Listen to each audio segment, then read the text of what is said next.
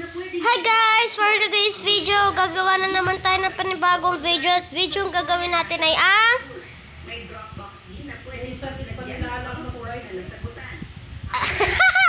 may gagawin tayong video na ang tawag ay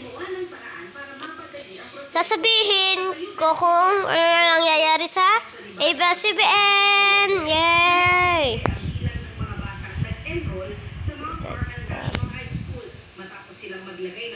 O yan guys. So, nangyayari po sa ABS-CBN, siguro naman po alam nyo na na-demolish na at parang binasuran na din ng ABS-CBN at marami na din po naghahanap ng mga employee ng ABS-CBN. Mga employee ng ABS-CBN, kahit na naman sila at wala na naman silang panggastos. At lahat po ng papaalam ko lang po, totoo po ito at na-search ko po to sa YouTube.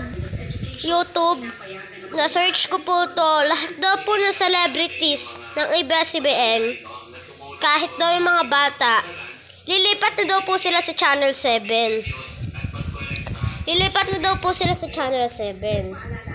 So, sabi ko, nagtataka ako, bakit may lilipat sa Channel 7? Mawawala lang ang ABS-CBN, lilipat na agad sa Channel 7? Ano yun? Huwag niyo po akong i-deny. Mabait po akong tao. Mabait po akong tao at pangarap ko po mag-vlog at ganito lang po ako kalaki, oh. Ganyan lang din po ako kalaki. So, pangarap ko po talaga makapag-vlog. At sana naman po mag-subscribe kayo sa aking channel para makakuha po ako ng button. Yun lang.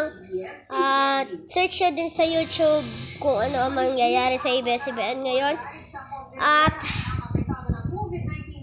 subscribe nyo muna ako. Don't forget to subscribe and click the notification bell and like and share and click the notification bell for more updates and for more videos. Bye guys!